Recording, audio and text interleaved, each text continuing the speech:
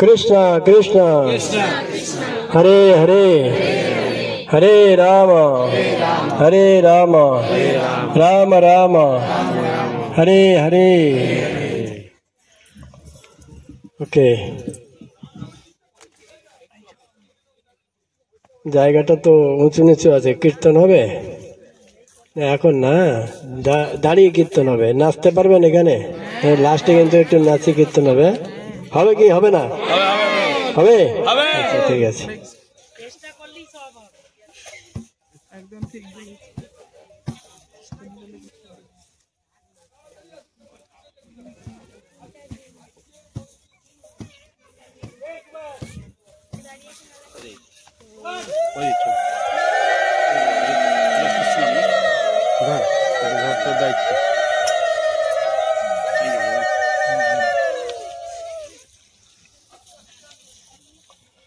Happy new year. আজকে কত তারিখ? 5 তারিখ না? 5 তারিখে জানাচ্ছে হ্যাপি নিউ ইয়ার। তো আবার নতুন বছরে কিছু কথা শুনবো নাকি? নতুন বছরে একটু যে কথা শুনবো, ভক্তদের ভক্তি জীবনে উন্নতি করার জন্য যা আমাদের করা উচিত তার উপর একটু আলোচনা করবো, ঠিক আছে? শুনতে একটু কড়া লাগবে, কিন্তু করলে আনন্দ পাওয়া যাবে, বুঝতে পারছেন? হ্যাঁ, বুঝতে পারলেন কি বললাম? শুনতে কড়া লাগবে, কিন্তু করলে আনন্দ লাগবে। যেরকম তিতো খেলে কিরকম লাগে? ভালো লাগে না, কিন্তু খেলে উপকার হয়, ঠিক সেই রকম। ডাক্তার যখন অপারেশন করে তখন কি ব্যথা লাগে, তাই না? নাকি? ওকে, তাড়াতাড়ি তাড়াতাড়ি। আরে বল, আরেকটা নিয়ে না, প্রভুকে পড়ে দে। এই আরেকটা নিয়ে না, বলছে চাইছে একটা, বল প্রভু চাইছে একটা। এই প্রভু একটা চাইছে, বলো বলো প্রভু চাইছে।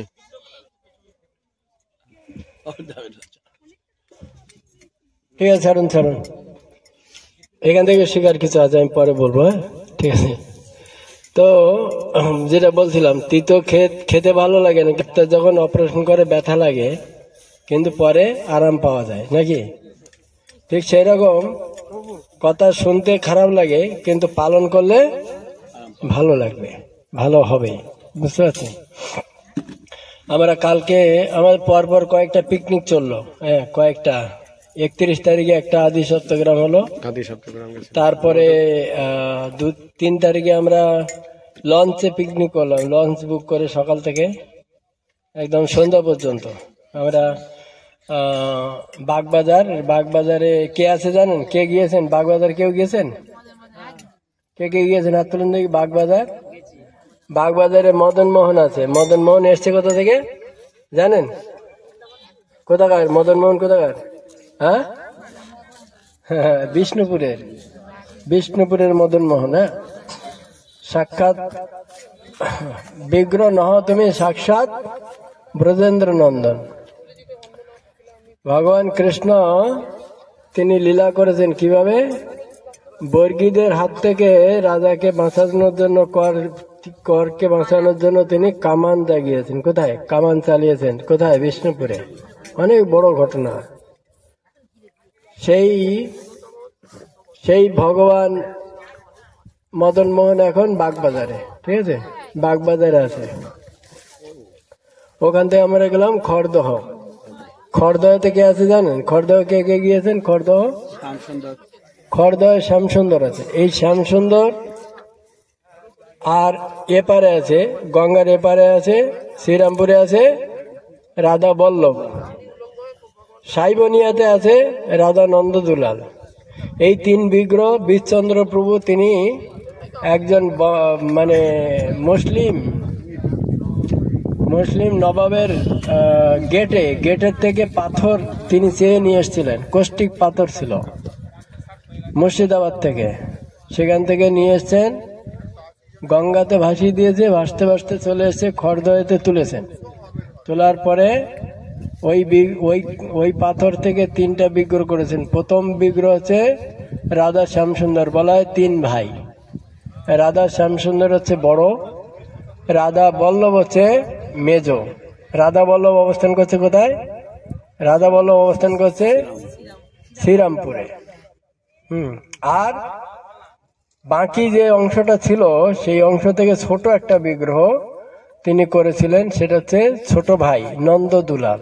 তিনি অবস্থান করছেন শ্যামনগরের থেকে আরো অনেকটা ওই দিকে, পূর্ব দিকে শ্যামনগর, আর ওদিকে ব্যারাকপুর মানে বারাসাতের মোটামুটি মিডল পয়েন্ট বা একটু এদিকে নীলগঞ্জের পাশে কল্যাণী হাই এক্সপ্রেসওয়ে থেকে একটু পূর্ব দিকে, ওখানে সাইবনিয়া বলে একটা জায়গা আছে। সাইবনিয়াতে নন্দদুলান অবস্থান করছে।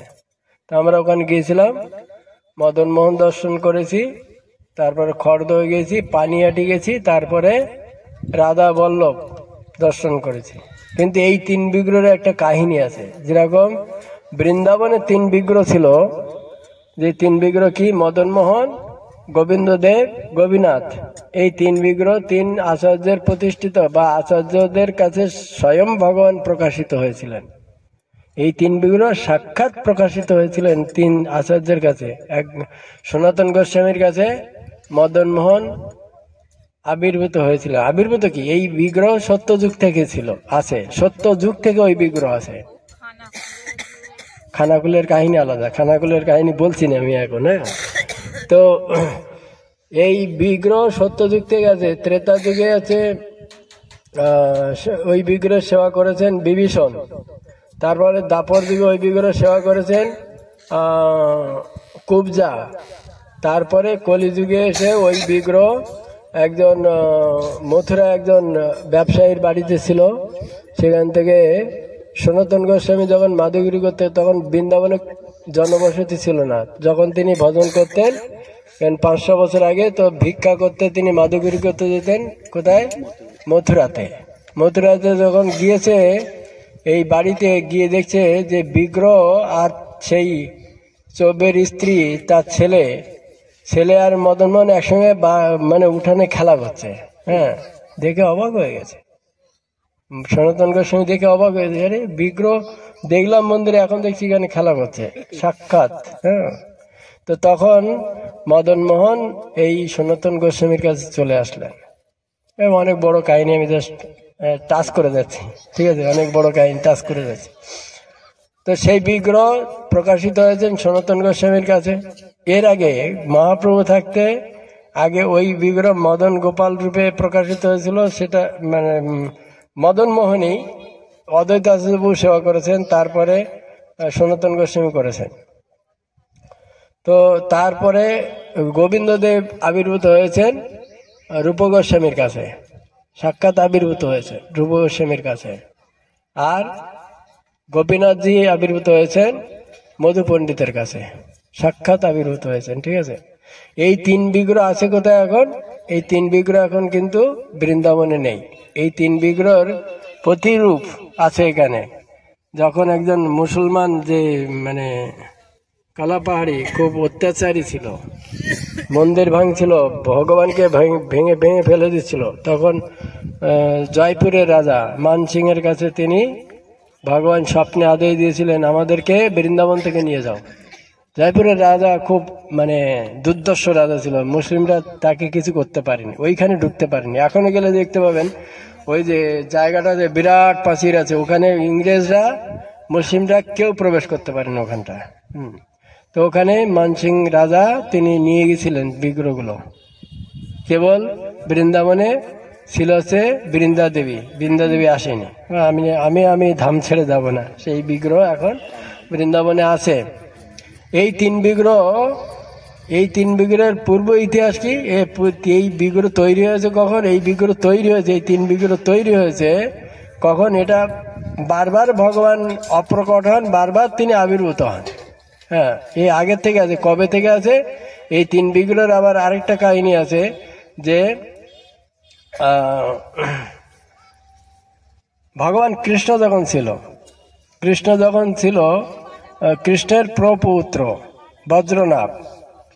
তো কৃষ্ণ এবং সবাই চলে গেল, এদিকে পাণ্ডবরা চলে গেল। ছিল তখন কে? এদিকে প্রপৌত্র ছিল কে? প্রপৌত্র ছিল পরীক্ষিত মহারাজ, ওদিকে ছিল বজ্রনাথ। তো উত্তরা দেবী তখন ছিল, সবাই চলে গেছে, পাণ্ডবদের কৌরবদের আর কেউ ছিল না। উত্তরা দেবী তিনি বলছেন, তোমরা কাজ করো, তোমরা দুই ভাই মিলে বিগ্রহ তৈরি করো, ভগবানের বিগ্রহ তৈরি করো। তো তখন বজ্রনাভ আর এই পরীক্ষিত মহারাজ তারা তিনটি বিগ্রহ তৈরি করে।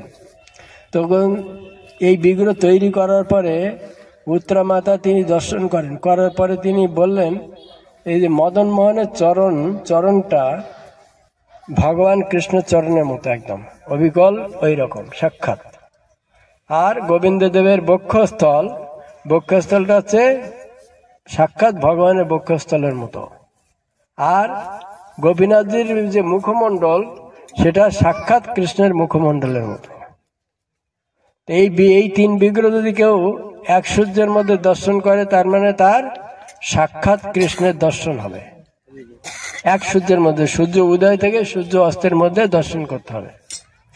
এই যে বিচন্দ্রভূ তিন বিগ্রহ, কি শ্যামসুন্দর, খড়দয় আছে, খড়দয় শ্যামসুন্দর, শ্রীরামপুরে আছে রাধা বল্লভ, সাইবনিয়াতে আছে রাধা নন্দ দুলাল। এই তিন বিগ্রহ বছরে একটা মাত্র দিন আছে, যেদিন এই তিন বিগ্রহ এক সূর্যে দর্শন করলে সাক্ষাৎ ভগবানের দর্শন হয়। সেটা কোন দিন? মাঘী পূর্ণিমার দিন।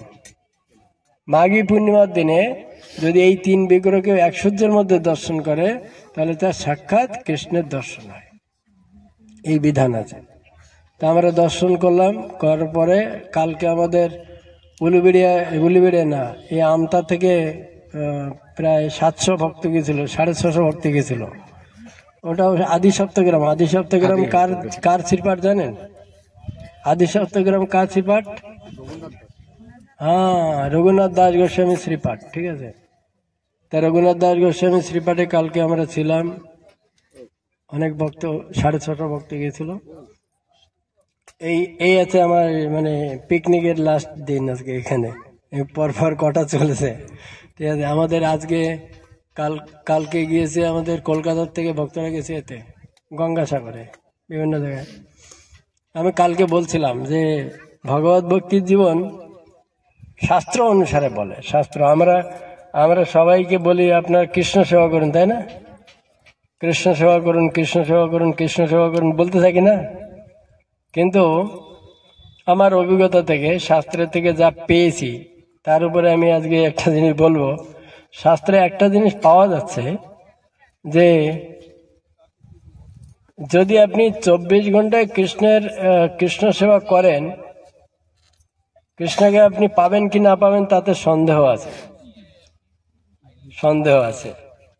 24 ঘন্টায় যদি কৃষ্ণ সেবা করেন, আপনি ভালো মতো জপ করবেন, ভালো মতো মঙ্গল আরতি করবেন, ভগবানের শৃঙ্গার করবেন, আরতি করবেন, রান্না করবেন, তাকে খাওয়াবেন, সবকিছু করবেন, সারাক্ষণ করবেন, কিন্তু তাতেও যে কৃষ্ণকে পাবেন সেটা কিন্তু কোনো গ্যারান্টি নেই।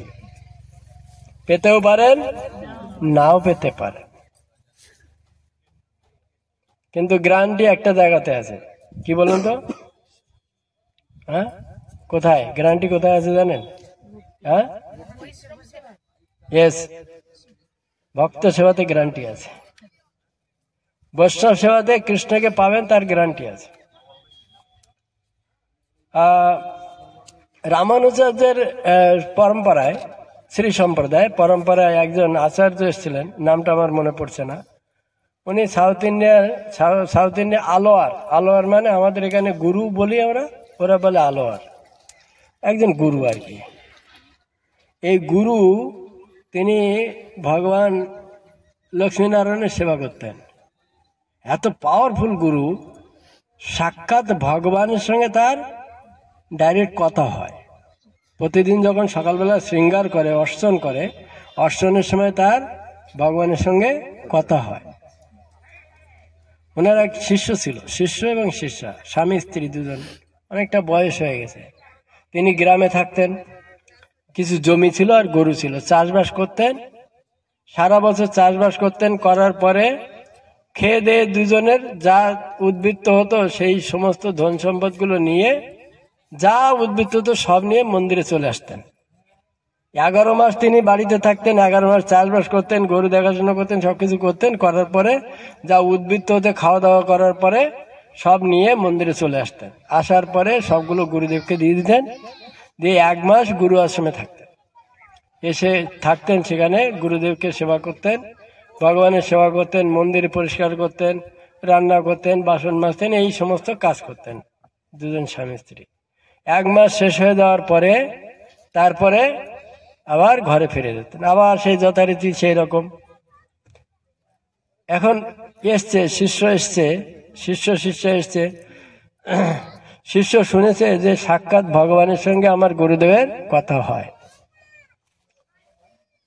তো শিষ্য জিজ্ঞাসা করছে গুরুদেবকে, গুরুদেব আপনার সঙ্গে তো ভগবানের কথা হয়, আপনি একটু কালকে জিজ্ঞাসা করবেন তো যে আমি কি এই জীবনের শেষে মৃত্যুর পরে কি আমি ভগবানের ধামে ফিরে যেতে পারবো? তো গুরুদেব বলছি ঠিক আছে, আমি কালকে জিজ্ঞাসা করে নেব। তো ঠিক আছে, কালকে জিজ্ঞাসা করছি। কালকে অর্চন করেছে, করতে করতে কথা হতে হতে বলছে আমার শিষ্য জিজ্ঞাসা করলো সে এই জীবনের পরে আপনার ধামে বৈকুণ্ঠ জগতে ফিরে যেতে পারবে কিনা। তো ভগবান বলছে হ্যাঁ, তোমার ওই শিষ্য ফিরে যাবে, মৃত্যুর পরে আমার ধামে, আমার নিত্য ধামে ফিরে যাবে। ঠিক আছে। এসে গুরুদেব যখন অর্চন করে বেরিয়ে এসছে, শিষ্য জিজ্ঞাসা করছে আপনি জিজ্ঞাসা করেছিলেন? বললো হ্যাঁ। কি বললো? হ্যাঁ, তুমি এই জীবনের পরে ভগবানের ধামে ফিরে যাবে। এবারে গুরুদেবের কৌতূহল হয়েছে। গুরুদেবের কি কৌতূহল হয়েছে? গুরুদেবের কৌতূহল হয়েছে আচ্ছা আমি ফিরে যেতে পারবো কিনা, আমি ফিরে যেতে পারবো কিনা। আচ্ছা আপনাদের কি মনে হয় ফিরে যেতে পারবে কিনা?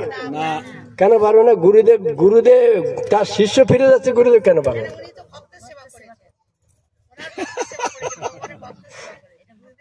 সাসপেনশনটা আগে বেরিয়ে গেছে না। বাস্তবে গুরুদেব জিজ্ঞাসা করা উচিত নয়, কারণ তার শিষ্য যাচ্ছে মানে সে ফিরে যাবে, এটাই স্বাভাবিক, তাই না? যার শিষ্য ফিরে যাচ্ছে তার তো ফিরে যাওয়া উচিত। যার সঙ্গে ভগবানের কথা হচ্ছে তার তো ফিরে যাওয়া উচিত নাকি? কিন্তু তার সে জিজ্ঞাসা করছে, কনফার্ম হওয়ার জন্য জিজ্ঞাসা করছে। পরের দিনে জিজ্ঞাসা করছে আচ্ছা আমি ফিরে যাব তো? ভগবান বলছে তোমার টিকিট কনফার্ম নেই, তোমার টিকিট কনফার্ম নেই। গুরুদেব বলছে কেন? বলছে কারণ হচ্ছে তুমি শুধু আমার সেবা করেছো, তুমি ভক্ত সেবা করোনি, কিন্তু তোমার শিষ্য তোমার সেবা করেছে, তোমার শিষ্য তোমার সেবা করেছে, তাই ওই টিকিটটা কনফার্ম আছে। ভগবান বলছে তাহলে তোমার সেবা করে কি লাভ? এই গুরুদেব বলছে তোমার সেবা করে কি লাভ? কিছু লাভ নেই। তা তুমি তোমার মতো থাকো, আমি এখান থেকে চললাম। ছেড়ে দিলেন। ছেড়ে দিয়ে তিনি ওই রাজ্য থেকে, কারণ ওই রাজ্যে সবাই জানে উনি একজন গুরুদেব, মহান ব্যক্তি, তাই না? কে তাকে ভক্ত সেবা করার সুযোগ দেবে? তিনি তো একজন গুরুদেব। ওই রাজ্য ত্যাগ করেছেন, করে অন্য রাজ্যে এসছে, বেশভূষা পরিবর্তন করে ফেলেছে, করে ঘুরতে দেখছে যে একটা গ্রামের মধ্যে একটা মন্দির আছে। ওই বাড়িতে গিয়েছে, বাড়িতে গিয়ে বাড়ির মালিক যে তাকে বলছে আচ্ছা আপনি আমাকে একটু আপনাদের সেবাতে রাখবেন। বলছি দেখো আমার তো কোনো বড় ব্যবসা নেই, কোনো কিছু নেই, তা তোমাকে কি কাজে রাখবো আমি? আছে আমার কিছু গরু আছে, তুমি গরু দেখাশোনা করতে পারবে? গরুগুলো পালন পোষণ করতে পারবে? বলছে হ্যাঁ যা দেবেন তাই করবো। গুরুদেব এখন গরুর রাখাল হয়েছে। গুরুদেব এখন কি হয়েছে? গরুর রাখাল হয়েছে। প্রতিদিন গরুগুলো মাঠে নিয়ে যায়, ঘাস খাইয়ে আবার সন্ধ্যাবেলা ঘরে নিয়ে আসে। গরুর রাখাল হয়ে গেছে গুরুদেবের। দেওয়ার পরে এবারে ঘরে ফিরে আসে প্রতিদিন। আসার পরে মন্দির আছে, সেখানে একজন ব্রাহ্মণ এসে ভাগবত পাঠ করে। তো গুরুদেব তো ছদ্মবেশ নিয়েছে, কিন্তু ভুলতে তো পারছে না, ওখানে গিয়ে বসে শুনতে থাকে। শুনতে শুনতে সেই পাঠক, ব্রাহ্মণ পাঠক, সে আবার ভুলভাল ব্যাখ্যা করেছে। গুরুদেব ধরে ফেলেছে, এই কি এটা এটা এখানে এরকম কেন না, এখানে এরকম হবে না, এখানে এরকম হবে। সঙ্গে সঙ্গে ব্রাহ্মণ বুঝে গেছে এই তো কোনো সাধারণ ব্যক্তি না, সাধারণ ব্যক্তি হতেই পারে না। তো তখন বলছে আপনি কে? তখন বলছে যে আমি হচ্ছে এই ব্যক্তি, আমি একজন গুরুদেব ছিলাম, তো এখন এইখানে কেন এসছেন এইভাবে? তো পুরো হিস্ট্রি বলছে যে আমার টিকিট কনফার্ম করতে এসছি, আমার টিকিটটা কনফার্ম করতে এসছি, ভক্ত সেবা করে টিকিট কনফার্ম করতে এসছি। বুঝতে পারছেন? ভগবানের সেবা করে আমরা ভগবানকে লাভ করতেও পারি, নাও করতে পারি। যদি ভগবানকে লাভ করতে হয়, ভগবত ধামে যেতে হয়, তাহলে ভক্ত সেবাটাই গুরুত্বপূর্ণ। ভক্তদের জীবনে, আমাদের জীবনে, আমরা কি করি? গীতা পড়ছি, তাই না? গীতা পড়ছি, তাই তো নাকি? ভাগবতে, গীতাতে আছে, গীতাতে কি আছে? গীতাতে আমরা কি করব না করব তাই নিয়ে বর্ণনা করা হয়েছে। একটা বাচ্চা ছেলেকে যদি আপনি শাসন করেন, খেলাধুলো করে শাসন, এই ওখানে যাবি না, এখানে যাবি না, এই করবি না, ওই করবি না, এটা এটা এটা অবশ্যই নিয়ম, তাই কিনা? এটা এটা নিয়ম। সে যদি ভুলভাল কাজ করে, বাবা মা শাসন করবে, এটাই তো নিয়ম নাকি? কিন্তু বাচ্চাটার কি ভালো লাগে? হ্যাঁ, ভালো লাগে? ভালো লাগে না। আর অনেক সময় দেখা যায় ছেলে মেয়েরা ওই বাবা মা এরকম বকাবকি করে বলে অবাধ্য হয়ে যায়। গীতা হচ্ছে ফিলোসফি, যেরকম বাবা মা শাসন করে না, গীতার সমস্ত জিনিসটা হচ্ছে ফিলোসফি, পুরো শাসন। আর ওই জন্য গীতা পড়ে আমরা টেস্ট পাই না, কারণ আমার বাচ্চা ছেলেদের যখন শাসন করে, বাচ্চা ছেলেরা যখন ভালোবাসে না, আমরা গীতার শিক্ষাকেও ভালোবাসি না, কারণ ওর শাসন আমরা মানতে পারি না। বুঝতে পারছেন? ওটা আমরা মানতে পারি না। কিন্তু রস পাওয়া যাবে কোথায়? রস পাওয়া যাবে কোথায়? রস পাওয়া যাবে ভাগবতমে গিয়ে। কেন? কারণ ওই বাচ্চা ছেলে বা মেয়ে কার সঙ্গে মিশতে ভালোবাসে? বন্ধু বান্ধবদের সঙ্গে মিশতে ভালোবাসে, তাদের সঙ্গে আদান প্রদান করতে ভালোবাসে। আর ভাগবত হচ্ছে কি? ভাগবত হচ্ছে ভক্তের সঙ্গে ভগবানের আদান প্রদান। এই আদান প্রদানের মাধ্যমে কি হয়? আনন্দ পাওয়া যায়। যেরকম একটা বাচ্চা ছেলে মেয়ে তার বন্ধুর সঙ্গে আদান প্রদান করে আনন্দ পায়, কিন্তু বাবা মায়ের সঙ্গে আনন্দ পায় না। কিন্তু পায়, বাবা মায়ের কাছে আনন্দ পায় বাচ্চারা, একদম বাচ্চারা পায়, কিন্তু একটু বড় হয়ে গেলে আনন্দ পায় না। তারা ভাবে দূর, বাবা মায়ের কাছে গেলেই তো শাসন করবে, এটা করা যাবে না, ওটা করা যাবে না, ওটা করা যাবে না। গীতা হচ্ছে সেরকম, ভাগবত হচ্ছে বন্ধুর মতো। ঠিক আছে? তো ভাগবত যখন পড়বেন, সেখানে ভক্তদের জীবনী পাবেন, সেখানে আনন্দ পাবেন। বুঝতে পারছেন? সেখানে আনন্দ পাবেন। আর চৈতন্য চরিতামৃত হচ্ছে তার থেকে আরো হাইয়েস্ট, একদম আনন্দ পুরো পরিপূর্ণ। তো সেই জন্য ভক্তের জীবনী অত্যন্ত গুরুত্বপূর্ণ। আমরা গীতা পড়ছি তো, আমরা ভক্তদের জীবনী বুঝতে পারছি না, সেই জন্য আমাদের ভক্তি জীবনটা শুষ্ক শুষ্ক মনে হচ্ছে। ভক্তের জীবনী শুনছি না, ভক্তের সেবা করছি না, সেই জন্য আমাদের ভক্তি জীবনটা শুষ্ক শুষ্ক লাগছে। ভক্তি জীবনটা কখন রসলময় হবে? যখন ভক্তের জীবনী শুনবো, ভক্ত সেবা করব, তখন ভক্তি জীবনটা রসল লাগবে, আনন্দময় লাগবে। তো আর ভক্তি জীবনে উন্নতি করার জন্য এটাই পদ্ধতি। চৈতন্য চরিতামৃতের লাস্টের পরিচ্ছেদে, অন্তলীলা লাস্টের পরিচ্ছেদে একটা শ্লোক বর্ণনা করা আছে, আমি ভুলে গেছি, সংক্ষেপে জাস্ট ওই জিনিসটা বলবো। যে ওখানে বর্ণনা করছেন কে, চৈতন্য চরিতামৃতে কে লিখেছে? কৃষ্ণদাস কবিরাজ গোস্বামী। কার কথা লিখেছে? চৈতন্য মহাপ্রভুর কথা লিখেছে। কিন্তু এই গ্রন্থটা বলেছে কে? কঠিন প্রশ্ন, তাই না? কঠিন প্রশ্ন। সাক্ষাৎ মদন মোহন বলেছেন, কবিরাজ গোস্বামী লিখেছেন। আমাদের যে ভাগবতমের শ্লোক রচনা করেছেন কে? ব্যাসদেব। কিন্তু কমেন্ট্রি কে দিয়েছে? গণে লিখেছে, বলেছেন হচ্ছে ব্যাসদেব, কিন্তু কমেন্ট্রি তাৎপর্য অনুবাদ কে দিয়েছে? শিল প্রভুপাদ। কেউ বলতে পারছে না কেন? এইটুকু সাধারণ জিনিস বলতে পারছেন না আপনারা? ভাগবত গীতার তাৎপর্য কে দিয়েছে? হ্যাঁ, আরেকবার বলুন, কে দিয়েছে? মনে থাকবে আপনাদের গীতার যে অনুবাদ তাৎপর্য, ভাগবতের অনুবাদ তাৎপর্য, চৈতন্য চরিতামৃতের অনুবাদ তাৎপর্য কে দিয়েছে? শিল প্রভুপাদ। মূল শ্লোকগুলো কার? মূল শ্লোকগুলো ব্যাসদেবের। ঠিক আছে, মনে থাকবে, মনে রাখতে হবে আপনাদের। ঠিক আছে, আবার গণেশ টনেশ কোথা থেকে আসছে কেন? ঠিক আছে, তো প্রভুপাদ কি লিখেছেন? প্রভুপাদ লিখেছেন। প্রভুপাদ তার শিষ্য ক্লাস দিচ্ছে, প্রভুপাদ বসে শুনছে, নিচে বসে। শিষ্য প্রশ্ন করছে, শিষ্যরা প্রশ্ন করছে, প্রভুপাদ আপনি তো এই বইটা আপনি লিখেছেন, আপনি পড়ছেন দেখছি, আপনি শুনছেন দেখছি, কেন? আপনি তো সব জানেন, আপনি লিখেছেন। যে লিখে তার কি পড়ার দরকার হয়? সে লিখেছে, সে তার পড়ার দরকার হয়? সে পড়ছে। প্রভুপাদ নিজের বই পড়তেন, নিজে লিখেছেন, নিজে পড়তেন। তো তার শিষ্য যখন জিজ্ঞাসা করেছে, তখন প্রভুপাদ বলছে, এই বই আমি লিখিনি, এই বই আমি লিখিনি। কে? আমি খালি লিখেছি, কিন্তু বলেছে কে? ভগবান কৃষ্ণ।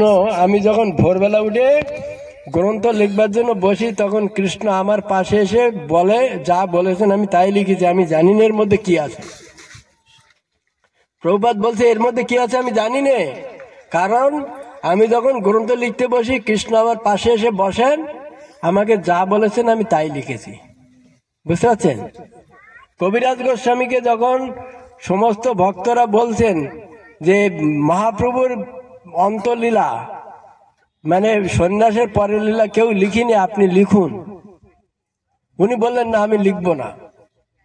সবাই বারবার যখন অনুরোধ করছেন, তখন তিনি মদন মোহনের কাছে গিয়েছেন।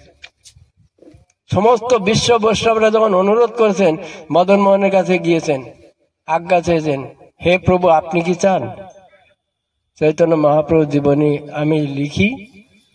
যদি আপনার আদেশ হয় তাহলে আমি চেষ্টা করব। কারণ উনি একদম বৃদ্ধ হয়ে গেছেন, লেখার মতো ক্ষমতা ছিল না ওনার।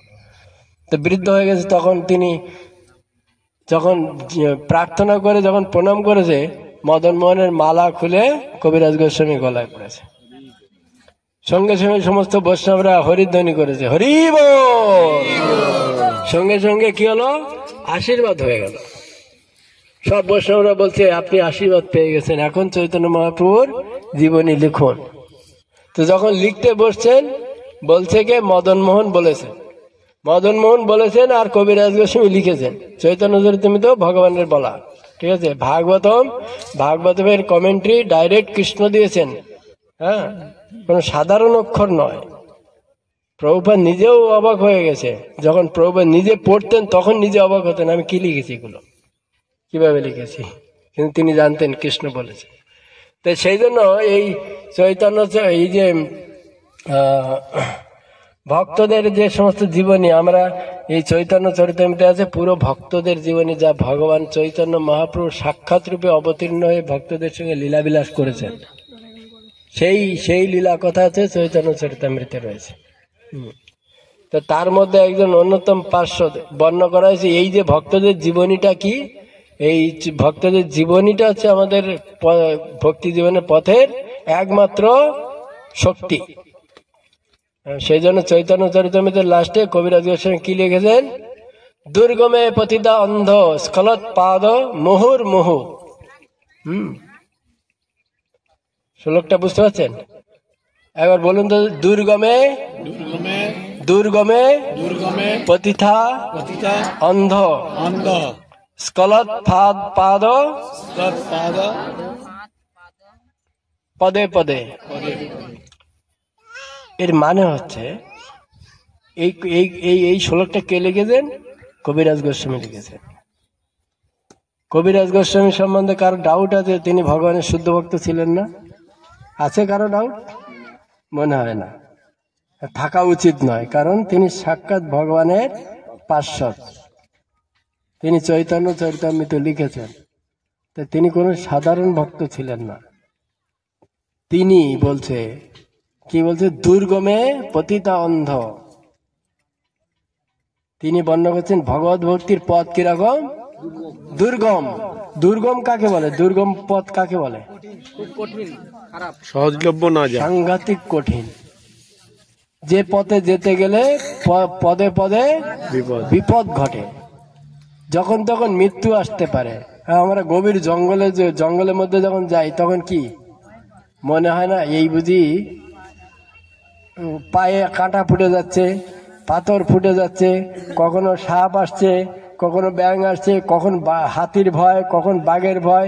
দুর্গম কিনা, দুর্গম কিনা।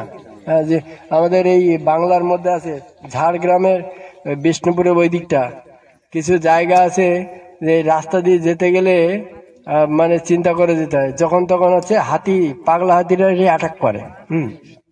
হ্যাঁ, দুর্গমে পতিত অন্ধ, এই পথ হচ্ছে দুর্গম।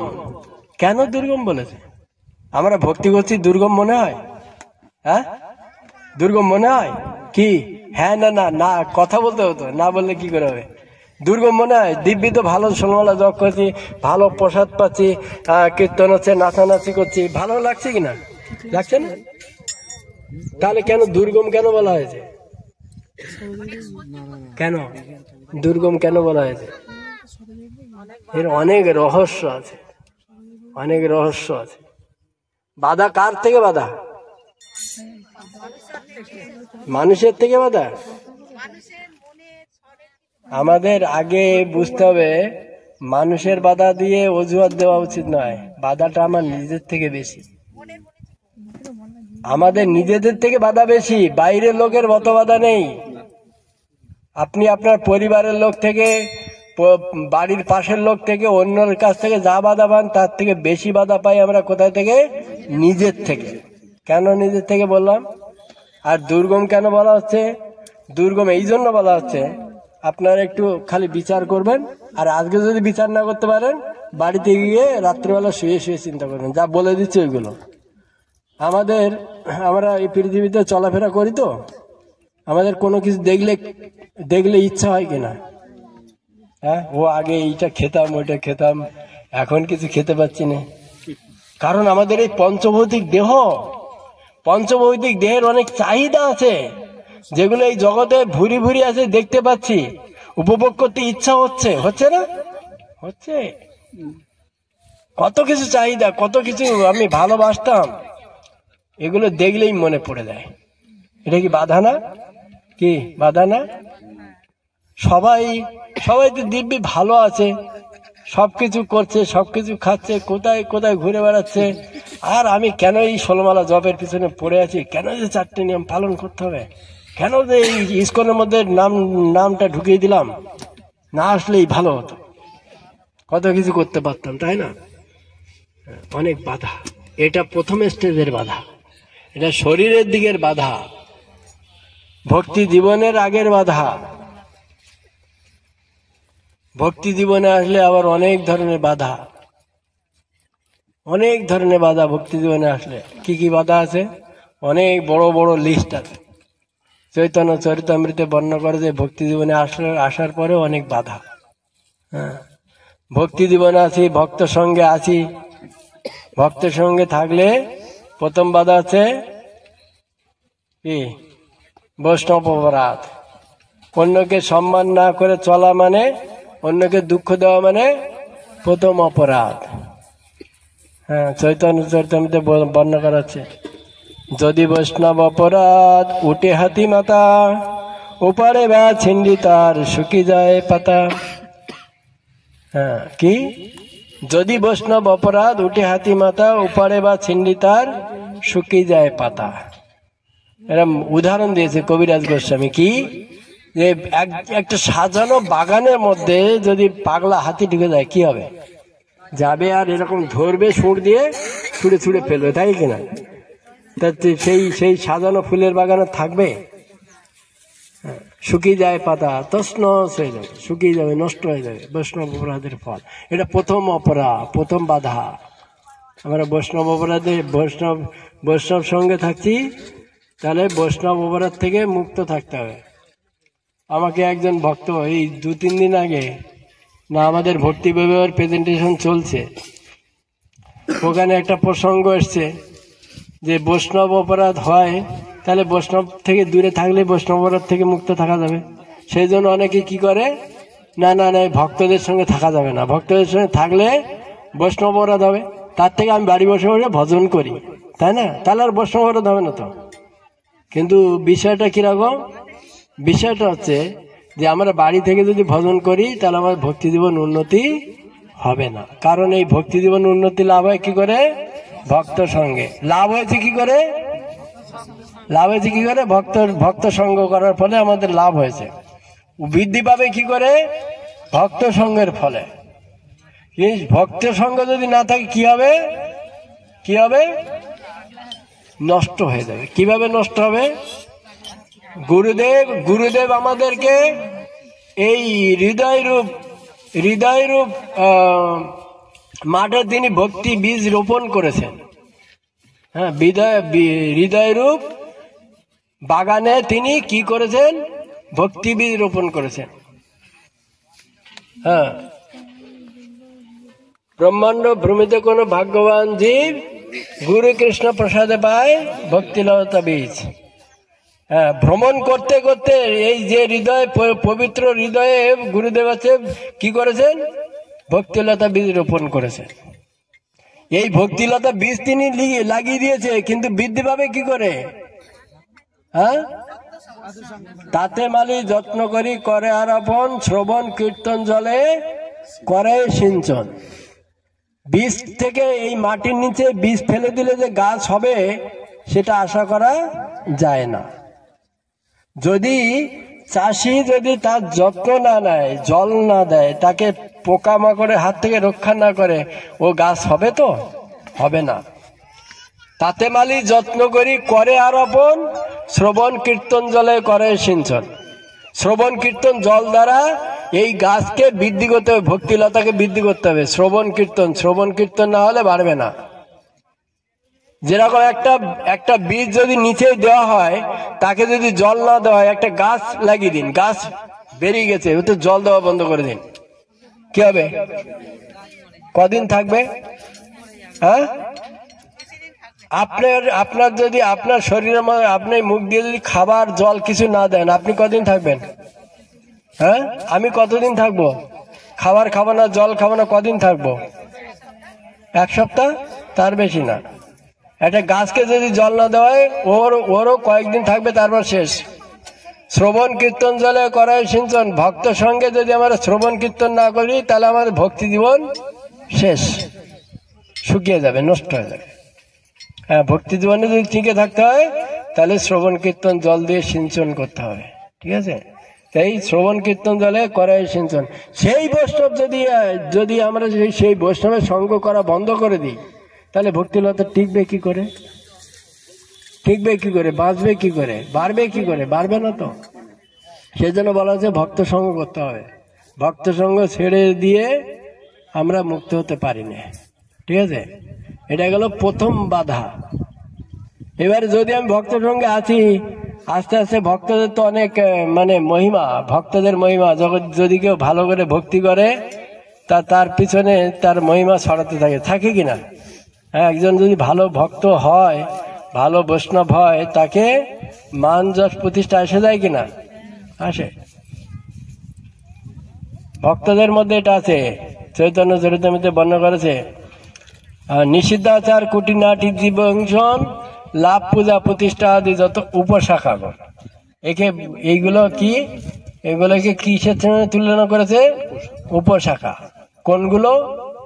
নিষিদ্ধাচার কুটিনাটি জীবহিংসন, লাভ পূজা প্রতিষ্ঠা আদি যত উপশাখাগণ। লাভ পূজা প্রতিষ্ঠা এগুলো আমাদের আসে না? আসে না?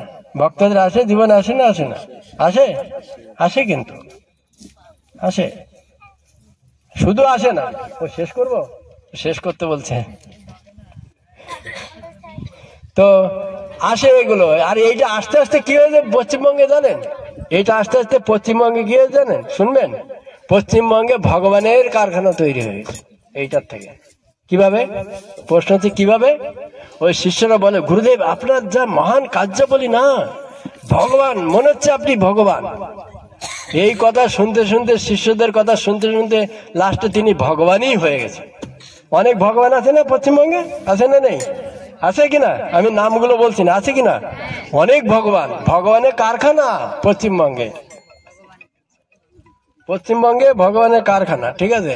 তো এই পশ্চিমবঙ্গ এই করে হচ্ছে ভগবান সেজে গেছে। এই লাভ পূজা প্রতিষ্ঠা হচ্ছে আমাদের সব থেকে বড় বড় বাসনা। হ্যাঁ, আর ভক্ত এর থেকে দূরে থাকবে। আছে ভক্তিবিনোদ ঠাকুর তো জৈব ধর্ম বলছে, লাভ পূজা প্রতিষ্ঠা শুকরের বিষ্ঠা, অমৃত বলিয়া যেবা খায়, নানা জনি ভ্রমণ করে কদর্য ভক্ষণ করে, তার জনি অধপথে যায়। খুব কড়া কথা, কিন্তু তার জন্য অধপথে যায়। আর এটা তুলনা করেছে কিসের সঙ্গে? হ্যাঁ, শুকরের বিষ্ঠা, লাভ পূজা প্রতিষ্ঠা শুকরের বিষ্ঠা আমরা গ্রহণ করি। কিন্তু আমরা দেখতে পাই আচার্য জীবনে কি দেখাচ্ছে, কি মাধবেন্দ্র পুরীর জন্য ভগবান সাক্ষাৎ ক্ষীর চুরি করেছে, তাই না? করেছে কিনা? বালেশ্বরে রেমুনাতে ভগবান সাক্ষাৎ মাধবেন্দ্র পুরীর জন্য ক্ষীর চুরি করেছে, করে রেখেছে। পূজারী শয়ন দিয়ে ঘুমাতে গেছে, পূজারীকে ডেকেছে, ওঠো ওঠো ওঠো, আমার ভক্তের জন্য আমি ক্ষীর চুরি করে গেছি, মন্দিরে যাও। মন্দিরে গিয়ে মন্দিরে এসে আমার যে মানে ধুতির আঁচলের নিচে ক্ষীর আছে, ক্ষীরটা গিয়ে মাধবেন্দ্র প্রভুকে দিয়ে আসো। শূন্য হাটে বসে আছে। পূজারী উঠেছে, উঠে গিয়ে মন্দিরে প্রবেশ করে দেখছে কাপড়ের আঁচল সরিয়ে দেখছে ক্ষীরে ভাণ্ড, অবাক হয়ে গেছে। নিয়ে খুঁজতে বেরিয়েছে কোথায় মাধবেন্দ্রপুরী। সে তো শূন্য হাটে বসে সারা রাত্রেরা ভক্তরা ভজন করে, বসে বসে ভজন করছে, হরিনাম জপ করছে, মোর মোর হরিনাম ভজন করছে। ডাকছে ডাকছে ডাকছে ডাকতে ডাকতে বেরিয়েছে, বলছে ভগবান আপনার জন্য খিচুড়ি করে রেখেছে, এই নিয়েছে। পূজারি চলে এসছে রাত্রেবেলা, মানে প্রেমে আপ্লুত হয়ে মাধবেন্দ্রপুরী সেটা গ্রহণ করেছেন। করার পরে তিনি সেই ভাণ্ডটা ভেঙে কাপড়ের আঁচলে বেঁধে নিয়েছেন। কেন? ভগবান হাতে স্পর্শ হয়েছে না, তিনি প্রতিদিন ওই ভাঁড়টা চুষে চুষে খেতেন, কারণ ভগবানের হাতে স্পর্শ হয়েছে। আমাদের যদি সবজিতে আলু পড়ে, শুধু আলু দিয়েছে আলু দিয়েছে, তাই না? আর যদি একটু লবণ বেশি হয় আর কম হয়, তাতে কোনো কথা নেই, এটা প্রসাদ হলো। পনির টনির দিলে তাহলে প্রসাদ। মাধবেন্দ্রপুরী কি করেছে? ভাঁড় খেয়েছে। রবীন্দ্রনাথ দাস গোস্বামী যে জগন্নাথের রান্নার কিচেনের বাইরে যে ধোয়ার পরে যে অন্নগুলো ড্রেন দিয়ে পড়ে যায়, মা আমি বলছি না পুরো, ওইটা তুলে ধুয়ে ধুয়ে ধুয়ে ধুয়ে ধুয়ে ধুয়ে ওইগুলো গাবি যা পর্যন্ত খেত না, ধুয়ে ধুয়ে ধুয়ে ধুয়ে মাছটা বের করে খেতেন। ভজন করতে গেলে আমাদের মানে এতে বলা হচ্ছে, জগদানন্দ পণ্ডিত বলছে, জিহ্বার লালসে যে ইতিউতি ধায়, কৃষ্ণদার পরায়ণ কৃষ্ণ নাহি পায়। সে কৃষ্ণ পাবে না, তার ভোগ প্রবৃত্তির মধ্যে সময় চলে যাবে, শেষ হয়ে যাবে। কৃষ্ণদার কৃষ্ণ পরায়ণ কৃষ্ণ নাহি পায়। দেখুন মাধবেন্দ্রপুরী যখন শুনলেন ভগবান আমার জন্য খিচুড়ি করেছে, ভাবছে আরে এখন তো সকালবেলা সবাই ছুটে আসবে আমার কাছে, এসে প্রণাম করবে, চরণ ধুলি নেবে, এই করবে ওই করবে, তো এখানে থাকা যাবে না। রাত্রেবেলা পালিয়ে গেছে ওখান থেকে। ভক্তরা মানজাস প্রতিষ্ঠা চায় না, যেখানে প্রতিষ্ঠা আছে সেখান থেকে পালায়। আর আমরা কি করছি? মজা করে নিচ্ছি, ওটা আমাদের খুব ভালো লাগে, আরাম লাগে, শুনতে ভালো লাগে, ও আমার কত মহিমা, তাই না? ভক্তদের যদি ভক্ত হতে হয় তাহলে ভক্তদের জীবনী পড়তে হবে, এইগুলো বুঝতে হবে আমাদের।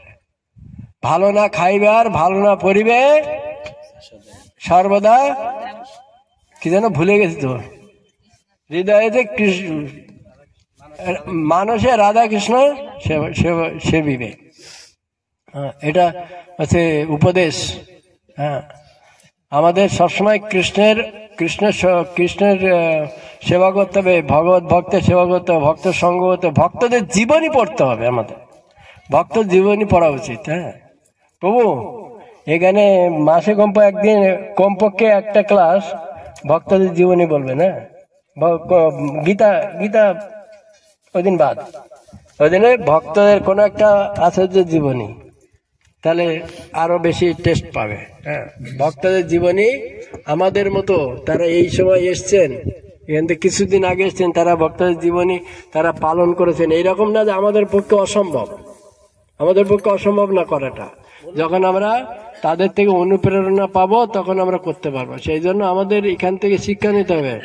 হ্যাঁ, চৈতন্য চরিতামৃতে প্রেম বিবার তো বিভিন্ন গ্রন্থে বর্ণনা করা হয়েছে যে কিভাবে ভজন করতে হয়। আমাদেরকে আমরা আনন্দ পাবো, এরকম না শুষ্ক শুষ্ক। ভগবত ভক্তি জীবন শুষ্ক নয়, আনন্দময়, পূর্ণ আনন্দময়। হ্যাঁ, যেরকম ময়দার তৈরি খাজা গজা খাবেন তার একটা টেস্ট, রসগোল্লা খাবেন তার একটা টেস্ট, আর রসমালাই খাবেন তার আর একটা টেস্ট। বুঝতে পারছেন? ভক্তদের জীবনে হচ্ছে রসমালাইয়ের মতো, বুঝতে পারছেন? বেশি আনন্দ পাবেন, বেশি টেস্ট পাবেন। ঠিক আছে, আমাদের টাইম শেষ, আমরা এখন কিছু কাজ আছে করব, তারপর একটু কীর্তন করবো। কীর্তন হবে?